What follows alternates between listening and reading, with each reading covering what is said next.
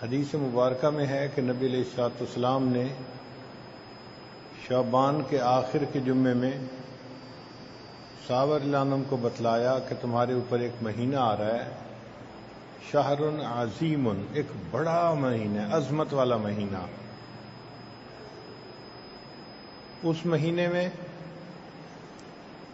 نفل ادا کرو گے تو اس پر فرض ادا کرنے کا ثواب ملے گا، اور فرض ادا کرو گے تو 70 گنا اجر بڑھ جائے گا، اور اللہ تعالی نے اس مہینے کے دن کے روزے کو فرض فرما دیا، رات کی عبادت کو اپنے قرب کا ذریعہ بنا دیا۔ یہ رمضان کا مہینہ فضیلت اور اہمیت کا مہینہ ہے۔ حدیث مبارکہ میں اس کے مختلف نام ہیں۔ اس کو شہر الرحمہ بھی کہا گیا، رحمت کا مہینہ، شہر المغفرہ بھی کہا گیا، مغفرت کا مہینہ، شہر الغفران۔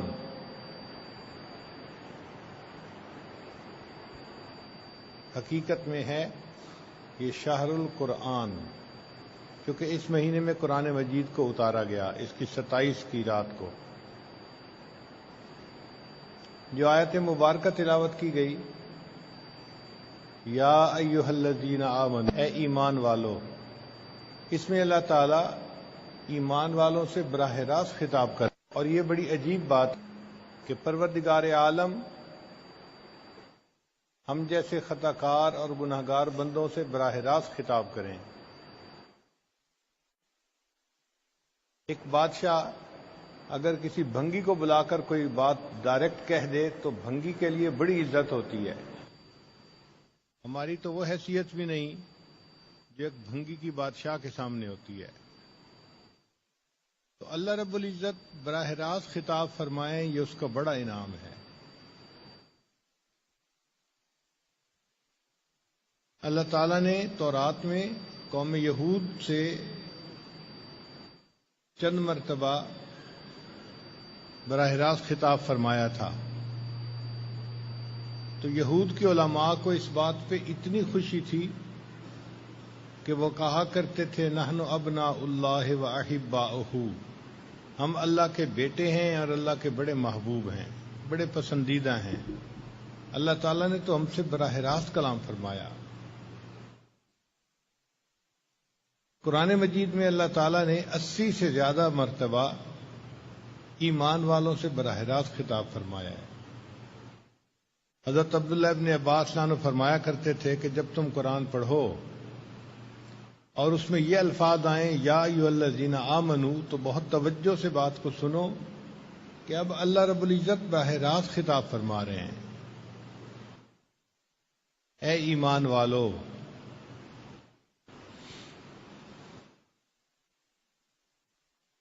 کتب علیکم الصیام، تمہارے اوپر روزوں کو فرض کر دیا گیا،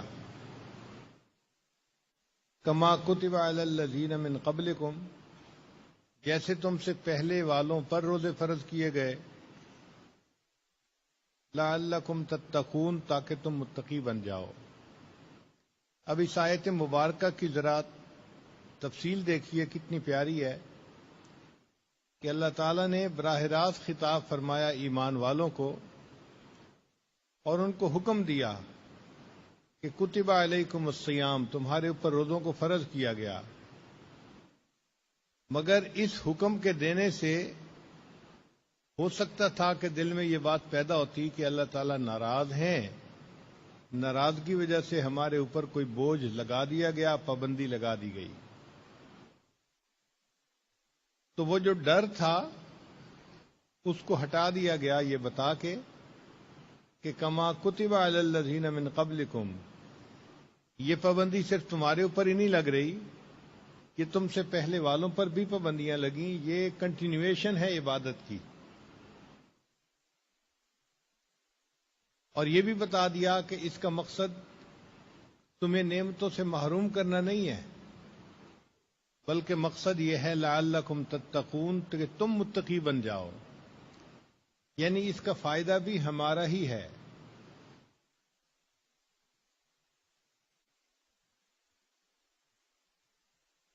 حکومتیں پابندیاں لگاتی ہیں، کبھی بجٹ کی کمی ہوتی ہے، کبھی وسائل کی کمی ہوتی ہے۔ اللہ تعالیٰ کے ہاں کمی کا مسئلہ نہیں ہے، مگر اللہ تعالیٰ نے یہ جو پابندی لگائی اس کا مقصد یہ تھا کہ ایمان والو تمہیں فائدہ ہو، تمہارے اندر تقوی پیدا ہو جائے۔ تو یہ تو آیت مبارکہ کا لفظی ترجمہ تھا۔ اب اس آیت مبارکہ پر غور کریں اور ذرا اس پر محبت کی نظر ڈالیں۔ یا ایھا الذین آمنو، اے وہ لوگو جو اللہ تعالیٰ اور اس کے رسول صلی اللہ علیہ وسلم کے حکموں کو ماننے کا اقرار کر چکے ہو، اے وہ لوگو جو حسن حقیقی کی بندگی کرنے کا عہد روز ازل سے کر چکے ہو۔ ہم نے تو یوم میثاق کو عہد کر لیا تھا نا کہ اللہ آپ ہمارے رب ہیں، تو اے حسن ازل کی بندگی کرنے کا وعدہ روز ازل سے کرنے والو، اے حسن حقیقی کے چاہنے والو، توحید کے علمبردارو،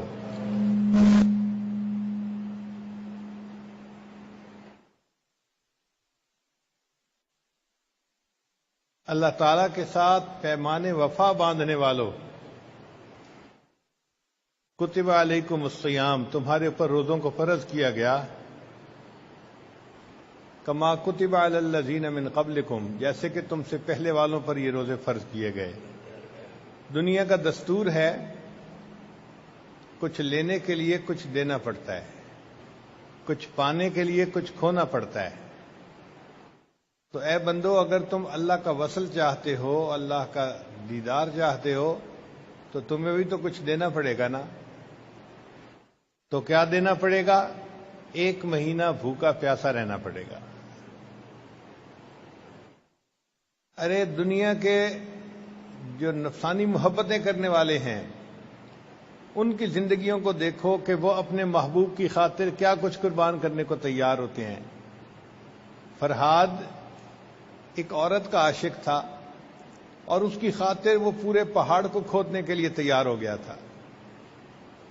اگر نفسانی محبت والا ایک بندہ پورے پہاڑ کو کھودنے کے لیے تیار ہے، اس کے مقابلے میں 1 مہینہ دن میں بھوکا پیاسا رہنا یہ کوئی اتنی بڑی پابندی تو نہیں ہے۔ اور یہ نہیں کہ اس پر تمہیں کوئی مادی چیز ملے گی، نہ کائنات ملے گی، بلکہ اس پر تمہیں کائنات کے پروردگار کا وصل اور دیدار نصیب ہوگا۔ اس لیے حدیث پاک میں ہے الصوم لی وانا اجزا بہ، روزہ میرے لیے ہے اور روزے کا بدلہ بھی میں آپ ہی ہوں۔ یعنی اللہ تعالیٰ کا وصل نصیب ہوتا ہے روزے دار کو۔ اللہ تعالیٰ نے اور عبادتیں بھی فرض کی ایمان والوں پر، جیسے نماز ہے، حج ہے، مگر ان کا صرف حکم فرما دیا کہ یہ تمہارے اوپر فرض ہیں۔ روزہ ایک ایسی عبادت ہے کہ جس کے لیے اللہ تعالیٰ نے ترغیب دی،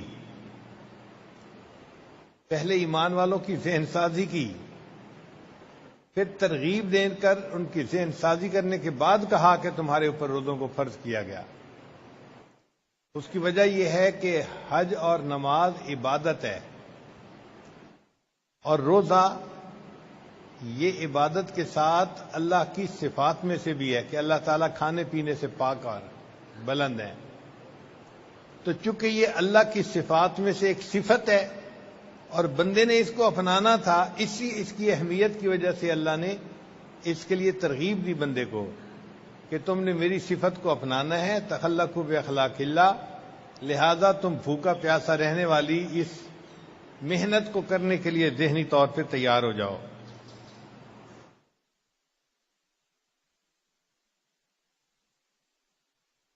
یہ جو خطاب ہے نا ایمان والوں کو، یہ بہت بڑی نعمت ہے۔ آپ غور کریں کہ چھوٹا بچہ اپنے والد کا اگر نام لینا تو اتنا اچھا نہیں لگتا، لیکن جب وہی بچہ ابو کہتا ہے تو والد کے دل پہ اس کا اثر ہوتا ہے۔ ابو یا امی. علامہ شبیر احمد عثمانی رحمۃ اللہ علیہ جب کبھی پاکستان آتے تھے، ابتدا جب تقسیم ہوئی تھی، تو کراچی میں اپنی ممانی کے ہاں ضرور تشریف لے جاتے تھے. کئی مرتبہ وقت کم ہوتا تھا تو علماء سمجھتے تھے کہ بھئی پروگرام زیادہ اہم ہے، اس میں سے اگر ملاقات کے لیے وقت نکالیں گے تو مشکل ہوگی. مگر حضرت فرماتے تھے نہیں بھئی مجھے ان کے ہاں جانا تو ضرور ہے. تو کسی نے ایک مرتبہ پوچھ لیا کہ حضرت آپ اتنے اہتمام سے کیوں جاتے ہیں وہاں؟ تو فرمایا کہ اس وقت دنیا میں جہاں بھی جاتا ہوں، کوئی علامہ کہتا ہے، کوئی عالم کہتا ہے، کوئی کچھ اور نام دیتا ہے. پوری دنیا میں ایک میری ممانی ہے جو بوڑھی عورت ہیں، جب میں ان کے پاس جاتا ہوں تو وہ مجھے کہتی ہیں بیٹے کیسا حال ہے. تو یہ جو لفظ بیٹا کا میں سنتا ہوں نا تو میرے دل کو خوشی ہوتی ہے کہ کوئی تو دنیا میں میرا بڑا ہے جو مجھے بیٹے کے لفظ سے پکارتا ہے. تو بیٹے کے لفظ کا سن کے جو دل کو خوشی ہوتی ہے، ایسے ہی ایمان والوں کو اس آیت کے پڑھنے سے خوشی ہونی چاہیے کہ اللہ تعالیٰ فرماتے ہیں یا ایھا الذین آمنو، اے ایمان والو، اے مجھ سے پیمان وفا باندھنے والو، عہد وفا باندھنے والو، اے میرے حسن کے متوالو، میرے چاہنے والو، تمہارے اوپر روزوں کو فرض کر دیا گیا جیسے یہ روزے تم سے پہلوں پر فرض کیے گئے تاکہ تم متقی بن جاؤ.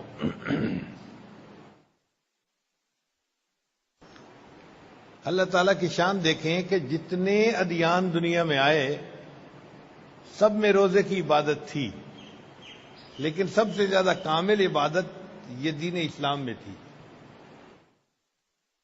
آج بھی دنیا میں عیسائی روزے رکھتے ہیں، مگر وہ روزے میں آگ پہ پکی ہوئی چیز نہیں کھاتے، باقی چیزیں کھا لیتے ہیں، پی لیتے ہیں، پانی پی لیتے ہیں، جوس پی لیتے ہیں. ان کا روزہ ہوتا ہے جو آگ پہ پکی ہوئی چیز ہے وہ نہیں کھانی. جبکہ دین اسلام میں یہ کامل روزہ ہے کہ صبح صادق سے لے کے غروب آفتاب تک کچھ بھی نہیں کھانا. یہ کامل عبادت اللہ نے دین اسلام کو عطا فرمائی. حضرت آدم علیہ السلام جب تشریف لائے تو وہ ایام 20 13 14 15 چاند کے اعتبار سے جو 3 تاریخیں ہوتی تھیں وہ 3 دن روزہ رکھا کرتے تھے. حضرت نوح علیہ السلام 10 محرم کو روزہ رکھا کرتے تھے. حضرت داؤد علیہ السلام 1 دن روزہ 1 دن افطار، یعنی 6 مہینے پورے سال میں روزہ رکھا کرتے تھے. حضرت موسیٰ علیہ السلام کو طور پر گئے تو 40 دن انہوں نے روزے رکھے. حضرت عیسیٰ علیہ السلام 2 ماہ روزے رکھا کرتے تھے.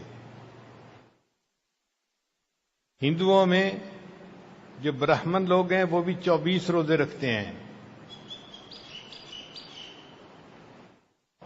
بلکہ بعض ان میں جیسے چینی دھرم ہے وہ 40 دن بھی روزہ رکھتے ہیں. انسائکلوپیڈیا برٹانیکا میں لکھا ہوا ہے کہ دنیا میں کوئی دین ایسا نہیں کہ جس میں روزے کی عبادت نہ شامل ہو. کفار کی اس بات نے تصدیق کر دی کہ ہمارے پیغمبر علیہ السلام نے جو 1400 سال پہلے بتلا دیا وہ حقیقت تھی، وہ بالکل ٹھوس تھی. اصل میں یہ اللہ کا کلام ہے، اس میں جو باتیں قرآن میں کی گئی ہیں وہ حقیقت ہیں، وہ الٹیمیٹ ریالٹیز ہیں. آج کفر کی دنیا بھی انہیں تسلیم کرتی ہے. اور یہ بھی رکھیں کہ اس روزے کا فائدہ انسان کو خود ہے. مجھے ایک مرتبہ امریکہ میں ایک ڈاکٹر ملا، وہ عیسائی تھا. پوچھنے لگا آپ کون ہیں؟ میں نے بتایا کہ میں مسلمان ہوا، اور قدرتاً وہ رمضان کا مہینہ تھا. تو مجھے کہتا ہے کہ یہ رمضان کا مہینہ ہے. میں نے کہا ہاں روزہ ہے ہمارا. کہنے لگا میں بھی سال میں 40 دن روزے رکھتا ہوں. میں نے پوچھا آپ کیوں رکھتے ہیں؟ کہنے لگا میں میڈیکل ڈاکٹر ہوں اور میری اس بات پہ بڑی تحقیق ہے کہ انسان جب 1 مہینہ 40 دن خالی پیٹ رہتا ہے تو بہت ساری بیماریوں سے خود بخود شفا پا جاتا ہے۔ اس شفا پانے کے فائدے کو سامنے رکھتے ہوئے میں اپنی جسمانی صحت کی وجہ سے سال میں 40 دن روزہ رکھتا ہوں۔ تو میں حیران ہوا کہ اندازہ کرو ایک کافر آدمی جسمانی فوائد کو حاصل کرنے کے لیے 40 دن روزہ رکھتا ہے، اور ہمیں تو جسمانی فائدے تو ملیں گے ہی صحیح، ہمیں تو اس کے ساتھ اللہ کی رضا ملے گی، اللہ کا قرب ملے گا، اللہ کا وصل ملے گا۔ تو ہمیں تو شوق سے روزے رکھنے چاہیے، محبت سے روزے رکھنے چاہیے، اور یہ بھی ذہن میں رکھیں کہ یہ کوئی اتنا بڑا بوجھ نہیں ہے کہ جو بندہ اٹھا نہ سکے۔ چند گھنٹے ہی ہیں نا دن کے، انسان سحری میں بھی کھا پی لیتا ہے، پھر افطاری میں بھی خوب کھا پی لیتا ہے، تو درمیان کے چند گھنٹے ہیں جو اللہ کی رضا کے لیے بھوکا پیاسا رہنا ہوتا ہے۔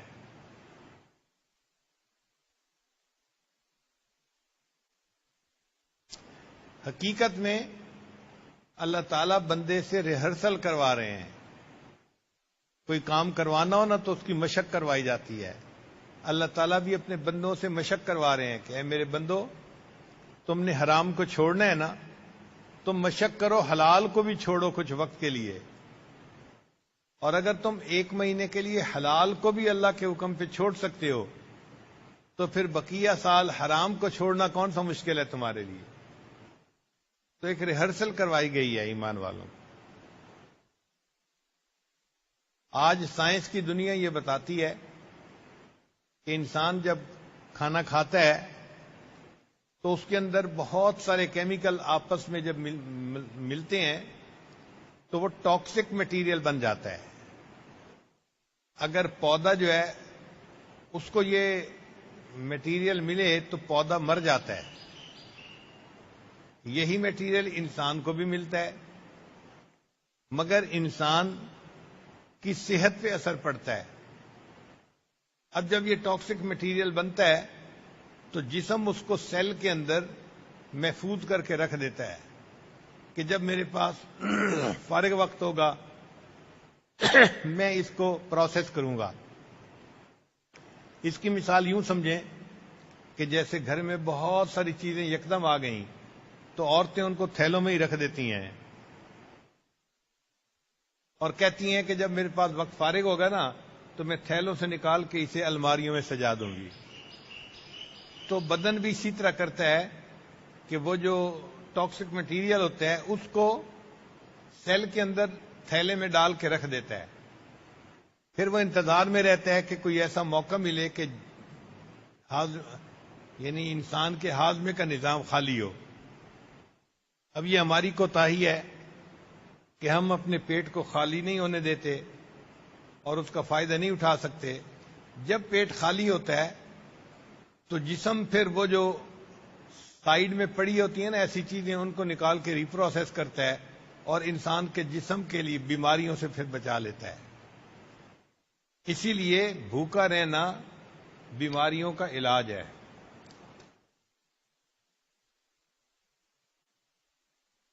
اللہ کی شان دیکھیں، یہ قدرتی نظام ہے۔ جانوروں میں سے جب کوئی جانور بیمار ہو جاتا ہے نا تو کھانا پینا چھوڑ دیتا ہے۔ جو جانور پالنے والے لوگ ہیں ان کو اس سے پتہ چل جاتا ہے کہ جانور بیمار ہے، کہ کھا پی نہیں رہا۔ یہ کھانا پینا چھوڑنا ایک فطرتی نظام ہے، اور بھوکا پیاسا رہنے سے جانور شفا پا جاتے ہیں۔ اسی طرح انسان جب سال میں 1 مہینہ بھوکا پیاسا رہتا ہے تو اس کے جسم کے اندر جو بیماریاں ہوتی ہیں وہ ختم ہو جاتی ہیں اور انسان کے جسم کو توانائی ملتی ہے۔ یہ تو جسمانی فائدہ ہوا، اس کا روحانی فائدہ بھی تو ہے۔ روحانی فائدہ یہ ہے کہ انسان کا نفس کمزور ہوتا ہے اور انسان کے اندر ملکوتی صفت بڑھتی ہے، کیونکہ فرشتے کھاتے پیتے نہیں ہیں۔ جب انسان کھانا پینا چھوڑ دیتا ہے تو گویا ایک ملکوتی عمل کرتا ہے، اس کی وجہ سے اس کے اندر ملکیت بڑھتی ہے، فرشتوں کی صفت بڑھتی ہے۔ تو بشریت کمزور ہوتی ہے اور ملکیت کمی ہو جاتی ہے، تو انسان کی روحانیت بڑھ جاتی ہے اور انسان کے اندر نفسانیت کم ہو جاتی ہے۔ تو روزے کے رکھنا انسان کے نفس کو کمزور کرنے کا ایک بہترین ذریعہ ہے۔ اس لیے جب نفس کمزور ہو جاتا ہے تو پھر انسان کے لیے شریعت پر عمل کرنا آسان ہو جاتا ہے۔ اسی کو تقوی کہا گیا ہے۔ تقوی کا معنی کیا؟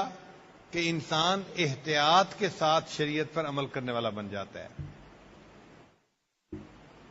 آپ غور کریں، کتنے مواقع ہوتے ہیں کہ انسان کو غصہ دلایا جاتا ہے، لیکن اگر وہ متقی انسان ہے تو وہ اپنے غصے پہ قابو پا لیتا ہے، غصہ نہیں کرتا۔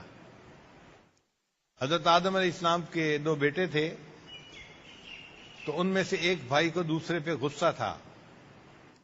اس نے کہا لأقتلنک، میں تمہیں قتل کر دوں گا۔ تو دوسرے بھائی نے جواب دیا لئن بسطت الی یدک لتقتلنی ما انا بباسط یدی الیک لاقتلک انی اخاف اللہ، میں اللہ سے ڈرتا ہوں، تو اگر ہاتھ بڑھائے گا مجھے قتل کرنے کے لیے تو میں تجھے قتل کرنے کے لیے ہاتھ نہیں بڑھاؤں گا۔ یعنی ایک نے اشتعال دلایا مگر دوسرے نے غصہ نہیں کیا، بلکہ اپنے آپ کو کنٹرول کر لیا۔ اس کو تقوی کہتے ہیں۔ اسی طرح کئی مواقع ہوتے ہیں کہ جن میں انسان کے اندر شہوت ابھاری جاتی ہے، لیکن جو متقی انسان ہوتا ہے وہ اپنی شہوت کو کنٹرول کر لیتا ہے۔ قرآن مجید میں ہے، حضرت یوسف علیہ السلام کے سامنے زلیخا جب آئی تو اس نے کہا قالت ہی تلک، یعنی اس نے شہوت کو ابھارنے والی بات کی، اور حضرت یوسف علیہ السلام نے جواب فرمایا کہ قال معاذ اللہ، میں اللہ کی پناہ مانگتا ہوں۔ تو تقوی اسے کہتے ہیں کہ غصے کا اشتعال دلائے کوئی تو بھی انسان اس پر صبر کر لے، اور کوئی شہوت کو برانگیختہ کرنے والی ماحول ہو، انسان اپنی شہوت کو کنٹرول کر لے۔ یہ متقی بندے کی صفت ہوتی ہے۔ قارون جب نکلتا تھا تو اس کے پاس بڑا مال تھا، بڑے خزانے تھے۔ دنیا دار لوگ جب اس کے خزانوں کو دیکھتے تھے تو کہتے تھے کہ یا لیت لنا اوتی مثل ما یا لیت لنا اوتی مثل ما اوتی قارون، اے کاش ہمیں بھی اتنا مال ملتا جتنا مال کے قارون کو ملا۔ لیکن جو اس وقت علماء تھے، قال الذین اوتوا العلم ویلکم ثواب اللہ خیر، انہوں نے کہا تمہارا ناس ہو، جو اللہ کے پاس اجر ہے وہ بہتر ہے اس سے جو اس کے پاس ہے۔ یہ تو دنیا کی چند ٹھیکری ہیں، جو اللہ کے پاس اجر ہے وہ اس سے زیادہ بہتر ہے۔ اس کا مطلب یہ کہ جو تقوی والے لوگ ہوتے ہیں وہ دنیا کی چیزوں کو اور دنیا کی لذتوں کو نہیں دیکھتے، بلکہ اللہ کی رضا کو دیکھتے ہیں اور اللہ کی فرما برداری کرنے والے ہوتے ہیں۔ تقوی کی صفت روزہ رکھنے سے انسان کے اندر پیدا ہو جاتی ہے۔ اس لیے فرمایا لعلکم تتقون، تاکہ تم متقی بن جاؤ۔ اور یہ تقوی وہ نعمت ہے کہ جس کو اپنانے کے لیے اللہ نے امت کو وصیت فرمائی۔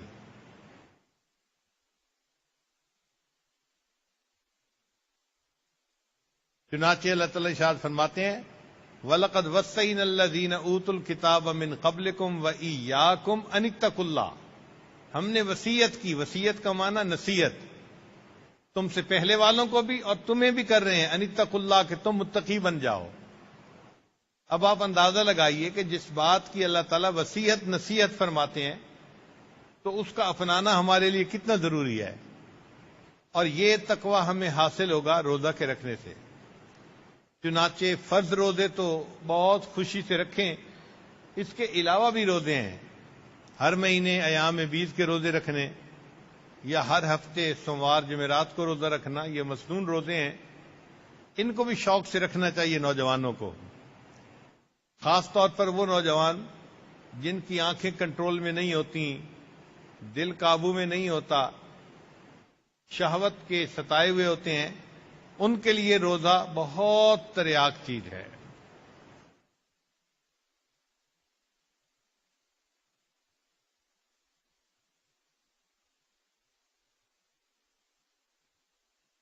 روزے کے 3 درجے ہیں۔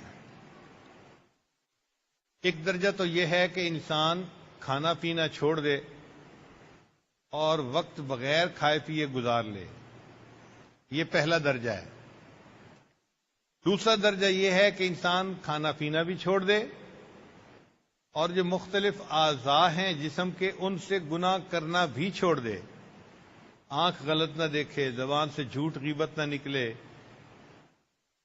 تو یہ روزے کا دوسرا درجہ ہے۔ اور روزے کا تیسرا درجہ یہ ہے کہ انسان کھانا پینا بھی چھوڑ دے، ہاتھ پاؤں سے، آنکھ زبان کان سے گناہ کرنا بھی چھوڑ دے اور دل سے غفلت بھی ختم کر دے، دل اللہ کی طرف متوجہ رہے۔ تو ایک ہوتا ہے عوام کا روزہ، ایک ہوتا ہے خواص کا روزہ، ایک ہوتا ہے اخص الخواص کا روزہ، جو بڑے خاص لوگ ہوتے ہیں ان کا روزہ۔ تو وہ گناہ سے بھی بچتے ہیں اور اپنے دل کو غفلت سے بھی بچاتے ہیں، پورا دن اللہ کی یاد میں گزار دیتے ہیں۔ ہم کوشش کریں کہ ہم اس رمضان کے روزوں کو تیسرے درجے کے روزے بنا دیں۔ ہم کھانا پینا بھی چھوڑیں اللہ کی رضا کے لیے، اور روزے کے دوران گناہ کا ارتکاب بھی نہ ہو اور دل میں غفلت بھی نہ آئے، بلکہ دل ہر وقت اللہ تعالیٰ کی یاد میں لگا رہے۔ تو روزے کا سب سے بہترین درجہ ہم حاصل کرنے کی کوشش کریں۔ حدیث مبارکہ میں ہے کہ جو بندہ روزہ رکھتا ہے تو دوسری مخلوق اس کے لیے مغفرت کی دعائیں کرتی ہے، چنانچہ چیونٹیاں بلوں میں اس کے لیے مغفرت کی دعائیں کرتی ہیں، مچھلیاں پانی کے اندر اس کے لیے بخشش کی دعائیں کرتی ہیں۔ جب اللہ کی مخلوق بھی بخشش کی دعائیں کر رہی ہے تو انسان کی بخشش کتنی آسان ہو جاتی ہے۔ اسی لیے یہ مہینہ انسان کے لیے مغفرت کا مہینہ ہے۔ نبی علیہ السلام نے ارشاد فرمایا اولھا رحمتن، اس کے پہلے 10 دن جو ہیں وہ رحمت ہیں، اوسطھا مغفرتن، درمیان کے 10 دن مغفرت کے ہیں، وآخرھا عتق من النار، اور آخری 10 دن تو آگ سے آزادی کے ہیں۔ یعنی اللہ تعالیٰ اس مہینے میں لوگوں کو آگ سے آزاد فرما دیتے ہیں۔ ایک حدیث مبارکہ میں ہے، مدینہ طیبہ میں ایک قبیلہ تھا بنو کلب، جو بکریاں پالنے میں بڑا مشہور تھا۔ ہر گھر والوں کے پاس سینکڑوں بکریاں ہوتی تھیں۔ جب ہر گھر والوں کے پاس سینکڑوں بکریاں ہوں تو پورے قبیلے کے پاس کتنی بکریاں ہوں گی؟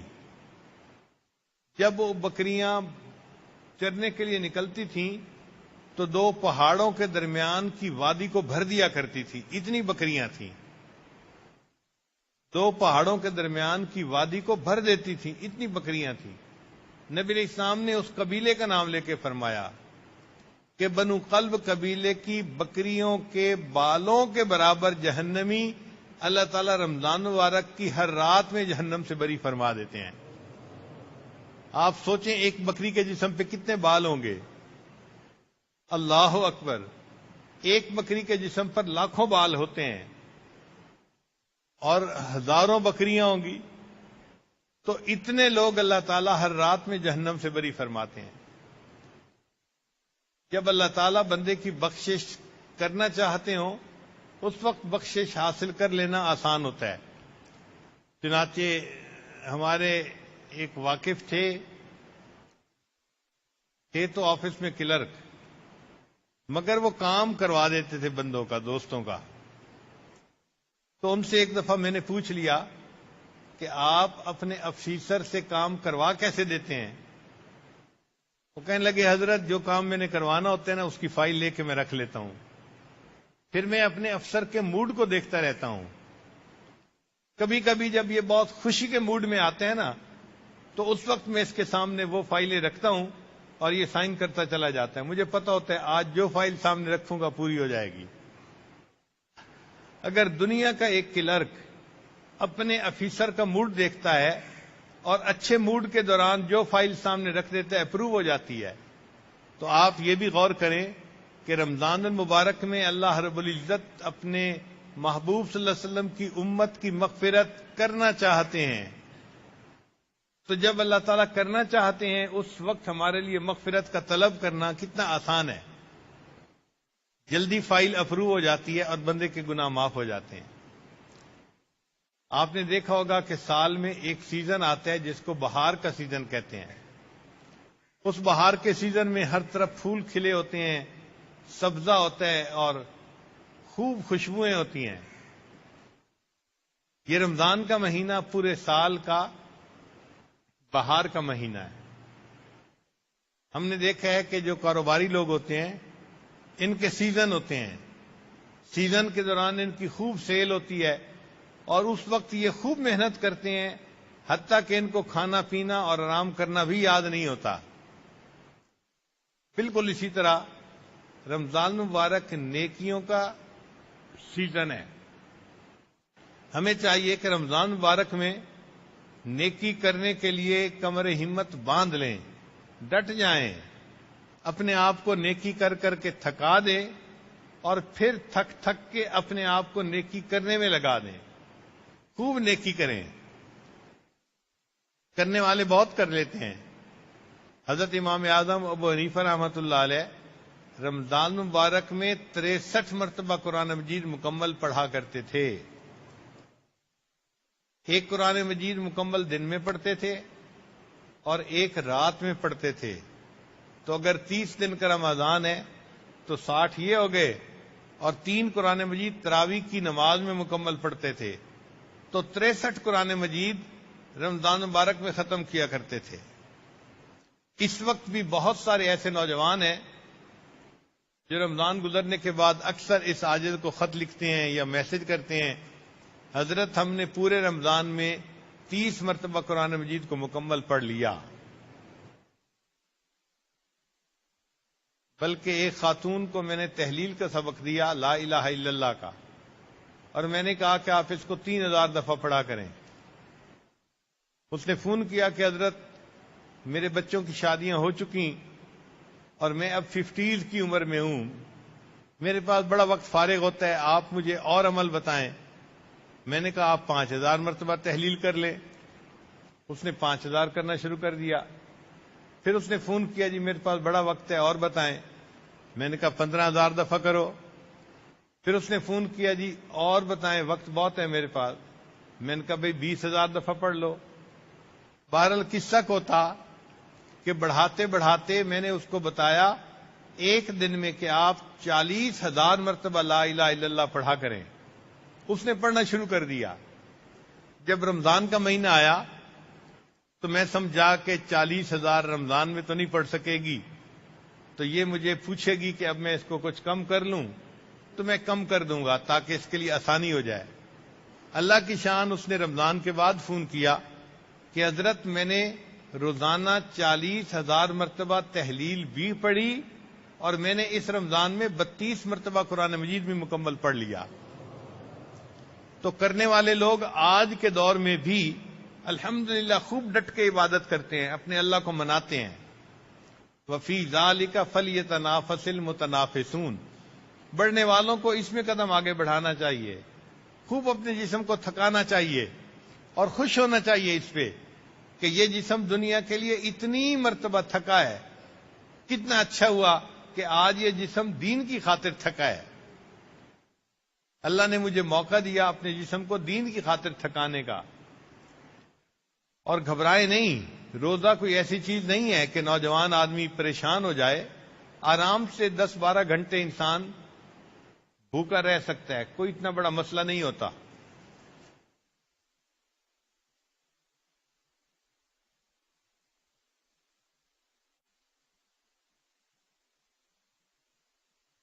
حدیث مبارکہ ہے کہ نبی علیہ الصلوۃ والسلام ایک مرتبہ ممبر کے اوپر چڑھنے لگے. آپ نے پہلا قدم رکھا، فرمایا آمین. دوسرا قدم رکھا، فرمایا آمین. اور تیسرا قدم رکھا تو فرمایا آمین. جو صحابہ قریب تھے وہ حیران ہوئے کہ اللہ کے حبیب صلی اللہ علیہ وسلم ایسا کیوں فرما رہے ہیں. جب درس مکمل ہوا تو صحابہ نے پوچھا اے اللہ کے حبیب صلی اللہ علیہ وسلم آپ نے ایسا کیوں فرمایا؟ تو نبی علیہ السلام نے فرمایا کہ میرے پاس جبریل علیہ السلام آئے اور انہوں نے 3 باتیں کی. پہلی بات، برباد ہو جائے وہ شخص کہ جس کے والدین زندہ ہوں وہ اپنی بخشش نہ کروائے. اور میں نے کہا آمین. پھر جب میں نے دوسرا قدم رکھا تو اس نے پھر کہا کہ برباد ہو جائے وہ شخص جس نے رمضان کا مہینہ پایا اور اس نے اپنی بخشش نہ کروائی، اور میں نے کہا آمین۔ اب غور کرنے کی بات یہ ہے کہ ماں کو بچے سے پیار ہوتا ہے نا، تو ماں بچے کو سخت ناراضگی کی حالت میں بھی بد دعا نہیں دیتی، کیونکہ پیار ہوتا ہے۔ اور اگر کوئی بندہ اس کی بیٹے کو بد دعا دے تو اس سے بہت ناراض ہوتی ہے کہ تم میرے بیٹے کو بد دعا کیوں دے رہے ہو۔ نبی علیہ الصلوۃ والسلام کو امت سے کتنی محبت تھی، اتنی محبت کے باوجود جب نبی علیہ السلام نے دیکھا کہ جبریل علیہ السلام ایک بد دعا فرما رہے ہیں، برباد ہو جائے وہ شخص جس نے رمضان کا مہینہ پایا اور اس نے بخشش نہ کروائی، تو نبی علیہ السلام نے اس بد دعا کو سن کے خاموشی اختیار نہیں کی، فرمایا آمین۔ اس کا کیا معنی کہ رمضان میں بخشش اتنی آسان ہے کہ جو بندہ رمضان میں بھی بخشش نہ کروائے اس سے زیادہ گیا گزرا بندہ تو کوئی دوسرا ہو ہی نہیں سکتا۔ اس لیے یہ ٹھان لیں کہ ہم نے اس رمضان میں سچی توبہ کرنی ہے اور اپنے رب کو راضی کرنا ہے، اور گناہوں سے 100% ہم نے نجات پانی ہے۔ یہ اس رمضان کا ہمارا آبجیکٹو ہونا چاہیے۔ پھر آپ دیکھیں اللہ تعالیٰ کس طرح مہربانی فرما دیتے ہیں۔ ہمارے اکابر رمضان کا اتنی قدر کرتے تھے کہ رمضان گزارنے کے بعد 6 مہینے تک دعا مانگتے تھے، اللہ ہم نے رمضان میں جو عبادتیں تھیں اس کو قبول فرما لینا۔ اور جب 6 مہینے گزر جاتے تھے تو پھر اگلے رمضان کی آمد کی دعائیں کرنا شروع کر دیتے تھے، اللہ آنے والے رمضان تک ہمیں بخیریت پہنچا دینا۔ چنانچہ نبی علیہ السلام نے بھی دعا مانگی، اللہم بارک لنا فی رجب و شعبان، اے اللہ ہمیں رجب اور شعبان میں برکت عطا فرما، وبلغنا رمضان، اور ہمیں بخیریت رمضان تک پہنچا۔ یہ ذہن میں رکھیں کہ جس بندے کے اندر جتنی بصیرت ہوگی اس کو رمضان کا اتنا ہی انتظار ہوگا۔ جس بندے کے اندر جتنی بصیرت ہوگی اس کو رمضان کا اتنا ہی انتظار ہوگا۔ اور آج کے دن یہ جو شعبان کے آخری دن ہے، یہ تو بہت ہی منور دن ہوتے ہیں۔ اس لیے نبی علیہ الصلوۃ والسلام شعبان میں روزے رکھا کرتے تھے، صوم وصال، یعنی مستقل روزہ روزہ روزہ، ایسے لگتا تھا کہ افطار ہی نہیں کریں گے، مستقل روزہ ہی رکھتے رہیں گے۔ ہم لوگ کمزور ہیں، ہم اگر اتنے روزے نہیں رکھ سکتے تو چلو کوئی بات نہیں، لیکن کم از کم رمضان کی تیاری تو کریں نا۔ اور رمضان کی تیاری یہ نہیں ہے کہ آپ صحت بنائیں اور کچھ مشق کریں اور ورزش کریں اور جاگنگ کریں۔ رمضان کی تیاری یہ ہے کہ اپنے کام کی مصروفیتیں ایسے سمیٹ لیں کہ رمضان میں کام کی مصروفیت ذرا زیادہ نہ ہو۔ کاروباری لوگ اور دوسرے لوگ جو ہیں وہ اپنے کام کو پہلے سمیٹ لیں تاکہ رمضان کے مہینے میں زیادہ ان کو مصروف نہ رہنا پڑے۔ اور دوسرا یہ کہ رمضان مبارک میں گناہوں کو چھوڑنے کی مشق کرتے رہیں کہ بس میں نے رمضان میں کوئی گناہ نہیں کرنا۔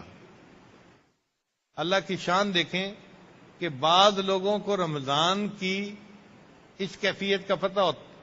چنانچہ ہم چھوٹے تھے تو ہمارے ساتھ والے محلے میں ایک آدمی تھا جو شرابی تھا، وہ پورا سال شراب پیتا تھا، لیکن جب رمضان آتا تھا تو وہ 100% شراب سے توبہ کر لیتا تھا۔ ہم حیران ہوا کرتے تھے۔ وہ 5 وقت رمضان میں مسجد میں جا کے نماز پڑھتا اور روزہ رکھتا تھا، تراویح پڑھتا تھا، اور ایسے لگتا تھا کہ اس سے زیادہ نیک تو محلے میں کوئی دوسرا شخص ہے ہی نہیں۔ ہم نے اپنی زندگی میں کئی رمضان اس کو ایسے گزارتے دیکھا۔ ہمیں اس بات کی سمجھ نہیں آتی تھی کہ جب یہ رمضان اتنے اچھے طریقے سے گزار رہا ہے تو پھر رمضان کے بعد یہ پھر کیوں شراب پیتا ہے۔ لیکن جب رمضان گزرتا پھر وہ شراب پینی شروع کر دیتا، پھر اس کی وہی زندگی۔ مگر اللہ کی شان دیکھیں کہ اس بندے کو رمضان کی قدردانی کی وجہ سے جب وفات ہوئی اس کی تو اس کے رشتہ داروں نے بتایا کہ اس نے 3 مرتبہ اونچا کلمہ پڑھا اور پھر کلمہ پڑھ کے اس کی روح پرواز کر گئی۔ تو رمضان کی برکت سے اللہ نے اس کے ایمان کو محفوظ کر لیا۔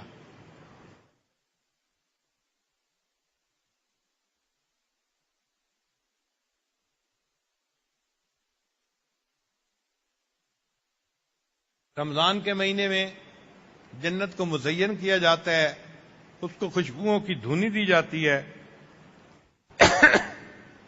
اور افطار کے وقت ملائکہ فرشتے انسانوں کی مغفرت کی دعائیں کرتے ہیں۔ اور حدیث پاک میں ہے کہ خلوف فم الصائم، کہ روزہ دار کے منہ سے جو مہک نکلتی ہے بھوک پیاس کی وجہ سے، اللہ کے نزدیک وہ مشک سے زیادہ بہتر ہوا کرتی ہے۔ اللہ کو یہ بندہ اتنا پیارا، اس کے منہ کی مہک بھی اللہ کے نزدیک مشک سے زیادہ بہتر ہے۔ پھر رمضان مبارک میں جو سرکش شیاطین ہیں ان کو قید کر دیا جاتا ہے۔ تو رمضان میں اگر انسان کوئی گناہ کرتا ہے تو یا تو وہ جو شتونگڑے ہیں وہی اس کو گناہ کروا دیتے ہیں، یا اس کا اپنا نفس جو ہے اس کے اندر شیطانیت آ جاتی ہے جس وجہ سے وہ گناہ کرتا ہے، ورنہ رمضان میں گناہوں سے بچنا آسان ہوتا ہے۔ اللہ کی کتنی رحمت ہے کہ شیاطین کو قید کر دیا جاتا ہے تاکہ یہ ہمارے روزوں کو خراب نہ کر سکیں۔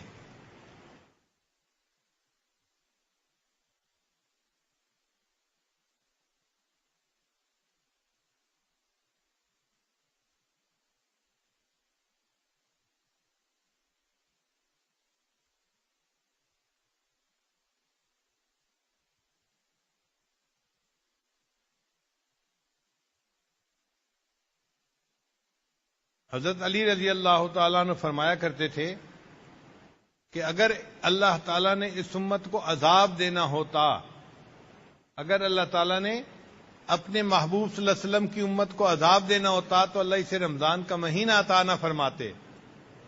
رمضان کا مہینہ جو اللہ نے دے دیا، یہ اس بات کی دلیل ہے کہ اللہ امت کو عذاب نہیں دینا چاہتے، اللہ امت کے گناہوں کی بخشش فرمانا چاہتے ہیں۔ تو بس ہمارے اوپر اللہ تعالیٰ کی کتنی رحمت ہے کہ پھر ایک اور رمضان زندگی میں قریب آ گیا۔ اللہ تعالیٰ بخیریت رمضان تک پہنچائے اور اس رمضان کو خوب عبادت کے ساتھ کمانے کی توفیق عطا فرمائے۔ اس میں آپ تہجد کی پابندی کریں، تلاوت کی پابندی کریں، اور سارا دن اللہ تعالیٰ کی یاد میں، انابت اللہ میں گزارنے کی کوشش کریں۔ امام ربانی حضرت مجد ثانی رحمۃ اللہ نے لکھا ہے کہ رمضان کا مہینہ آنے والے سال کا ایک نمونہ ہوتا ہے۔ جو انسان رمضان میں جس گناہ سے بچ جاتا ہے، اللہ تعالیٰ آنے والے سال میں اس گناہ سے بچنے کی توفیق عطا فرما دیتے ہیں۔ لہذا رمضان کے مہینے میں آپ ڈٹ جائیں کہ میں نے کوئی گناہ نہیں کرنا، میں نے عبادت میں سستی نہیں کرنی۔ بعض لوگ کہتے ہیں جی کہ ہم سے تو وظائف نہیں ہوتے۔ بھائی رمضان شریف کے اندر وظائف کی پابندی کر کے دیکھیں، اللہ تعالیٰ بقیہ پورا سال وظائف کی پابندی کی توفیق عطا فرمائیں گے۔ جو لوگ کہتے ہیں جی کہ تہجد میں آنکھ نہیں کھلتی، بھائی رمضان شریف میں آپ تہجد باقاعدگی سے پڑھیں، بقیہ سال اللہ تعالیٰ تہجد کی توفیق عطا فرمائیں گے۔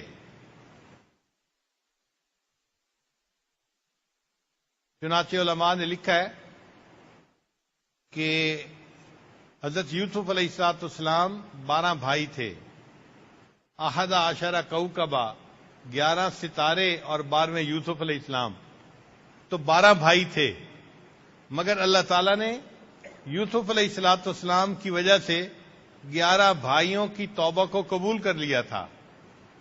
تو جس طرح یوسف علیہ السلام کی وجہ سے اللہ تعالیٰ نے 11 بھائیوں کی توبہ کو قبول کر لیا تھا، مشائخ نے لکھا ہے رمضان کے مہینے کی مثال یوسف علیہ السلام کی مانند ہے، اور اس مہینے کو اچھی طرح گزارنے کی برکت سے اللہ 11 مہینوں کے گناہوں کو بھی معاف فرما دیتے ہیں۔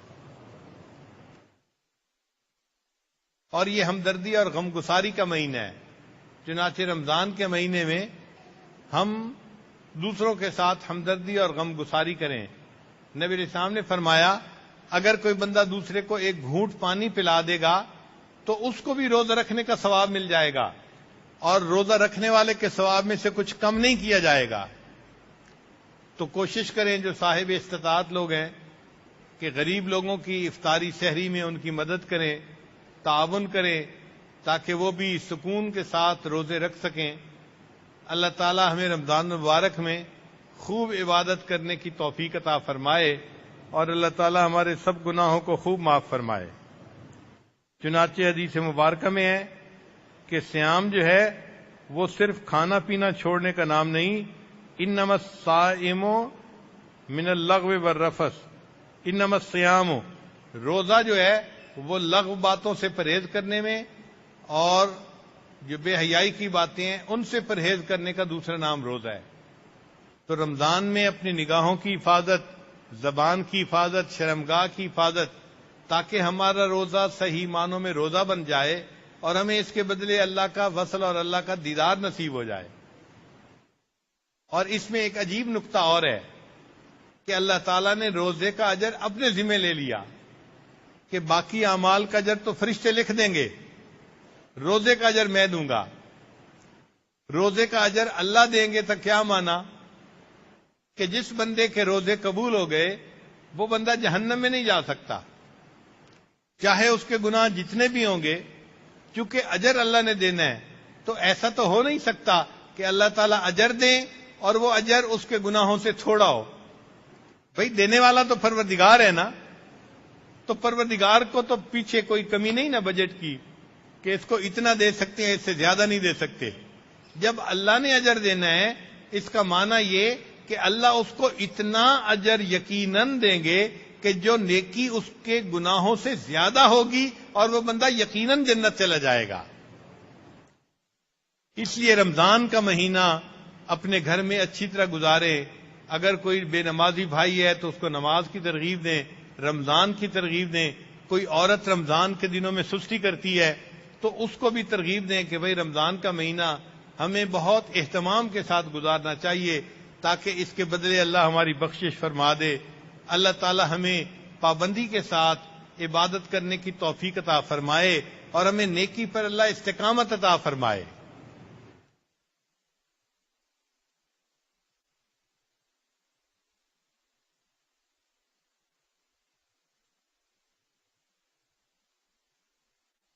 سر جس پہ نہ جھک جائے اسے در نہیں کہتے، سر جس پہ نہ جھک جائے اسے در نہیں کہتے، ہر در پہ جو جھک جائے اسے سر نہیں کہتے۔ تو ہم ہر خواہش کے آگے گھٹنے نہ ٹیکیں بلکہ اللہ کے سامنے اپنے سر کو جھکائیں اور اللہ ہی کو اپنا معبود بنائیں۔ اللہ تعالی ہمیں سچی جو ہے اخلاص کے ساتھ رمضان مبارک کی گھڑیاں گزارنے کی توفیق عطا فرمائے۔ جو بچیاں یا جو لوگ علماء طلباء ترجمہ قرآن یا درس قرآن میں رمضان شریف کا وقت گزاریں گے یہ خوش نصیب لوگ ہیں کہ ان کا وقت قرآن مجید کے تعلیم و تعلم میں گزرے گا۔ خیرکم من تعلم القرآن وعلمہ، تم سے سب سے زیادہ بہتر وہ ہے جو قرآن سیکھے اور سکھائے۔ اور جو حفاظ ہیں وہ کوشش کریں کہ رمضان مبارک میں قرآن مجید تراویح میں ضرور پڑھیں۔ جن نوجوانوں کو قرآن پاک اچھی طرح یاد نہیں ہوتا وہ گھبراتے ہیں کہ نہ سنانا پڑے اور رمضان گزر گیا، یہ فائدہ نہیں، یہ نقصان کی بات ہے۔ کوشش کریں کہ دور کریں، دہرائیں اور رمضان شریف میں تراویح میں سنائیں۔ مسجد میں سنائیں تو بہت اچھا، ورنہ فرض نماز مسجد میں پڑھیں اور گھر میں کسی اور جگہ پر کسی اور حافظ صاحب کو پیچھے کھڑا کر کے قرآن سنائیں تاکہ قرآن کی تلاوت نماز کے اندر ہو سکے۔ ایک مرتبہ الحمد سے لے کے والناس تک قرآن مجید کو نماز کے اندر پڑھنا، تراویح کے اندر پڑھنا، یہ بہت اہم ہے۔ اس سے پھر برکت رہے گی اور اللہ تعالیٰ قرآن مجید کا فیض آپ کی آگے نسلوں میں جاری و ساری فرما دے گا۔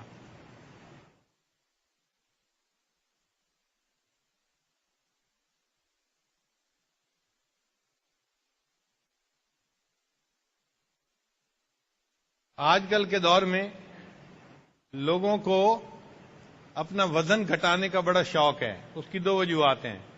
ایک تو وزن بڑھنے سے بیماریاں بڑھ جاتی ہیں، تو واقعی وزن کا کم ہونا انسان کے لیے فائدہ مند ہے۔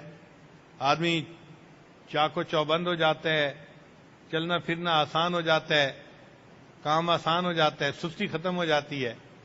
اور دوسرا یہ کہ عورتوں میں کم وزن کو پسند کیا جاتا ہے، تو عورتیں چاہتی ہیں کہ ہمارا وزن کم سے کم ہو تاکہ مردوں کی نظر میں، خامدوں کی نظر میں ہم خوبصورت رہیں۔ لہذا ایک خبط ہے ڈائٹنگ کا، سارا دن لڑکیاں بھوکی رہتی ہیں تاکہ وزن گھٹ جائے۔ وزن گھٹانے کے لیے فقط ڈائٹنگ کرنے کی کیا ضرورت ہے؟ روزے رکھنے کی کوئی ترتیب بنانی چاہیے۔ روزے رکھنے کی ترتیب بنا لیں، اگر ایک دن روزہ ایک دن افطار، تو ماشاءاللہ خود بخود وزن بھی کنٹرول ہو جائے گا۔ آج کے دور میں ایک نئی ریسرچ آئی ہے، اس کا نام انہوں نے رکھا ہے 2+5۔ ہم اس ریسرچ کو پڑھ کے خود بڑے حیران ہوئے۔ انہوں نے کہا کہ دماغ کو جو ایک مرتبہ سگنل ملتا ہے نا، تو دماغ اس کو فوراً رجسٹر نہیں کر لیتا، اس میں ٹائم ڈیلے ہے۔ ٹائم ڈیلے کا کیا معنی؟ کہ جسم دیکھتا ہے کہ یہ اچانک کچھ ہو گیا ہے یا مستقل ہو رہا ہے، اور وہ 6 دن یا 7 دن کا پیریڈ بنتا ہے ایک ہفتے کا۔ یعنی آپ اگر ایک دن فرض کرو روزہ رکھتے ہیں، تو روزہ رکھنے کا سگنل دماغ نے لے لیا، اب اس کے بعد آپ نے کھانا کھا لیا، تو کھانا کھانے کا سگنل فوراً رجسٹر نہیں کرے گا، بلکہ وہ جو روزے کا سگنل تھا وہ 6-7 دن تک وہی رہے گا۔ اور اگر آپ نے 5 دن کے بعد دوبارہ روزے کو ریپیٹ کر لیا، تو دماغ یہ سمجھے گا کہ آپ روزے سے ہی ہیں، اور درمیان میں جن دنوں میں آپ نے کھایا بھی صحیح، دماغ آپ کو روزے میں ہی شمار کرے گا۔ اس لیے جو بندہ ہفتے میں 2 دفعہ روزہ رکھے اور باقی 5 دن نارمل کھانا کھائے، دماغ یوں محسوس کرتا ہے کہ پورا ہفتہ ہی اس نے روزے میں گزارا ہے۔ تو دماغ جو ہے بندے کے جسم میں چربی کو جمع ہونے ہی نہیں دیتا۔ اس کا نام انہوں نے رکھا ہے 2+5۔ چنانچہ ہفتے میں 2 دن روزہ رکھنے کی عادت اگر ڈال دی جائے، سنت کا ثواب ملے گا، اور وزن کم ہونے کا تو فائدہ مفت میں ہی مل جائے گا۔ اللہ تعالی ہمیں عبادت کو شوق کے ساتھ کرنے کی توفیق عطا فرمائے۔ وآخر دعوانا ان الحمد للہ رب العالمین۔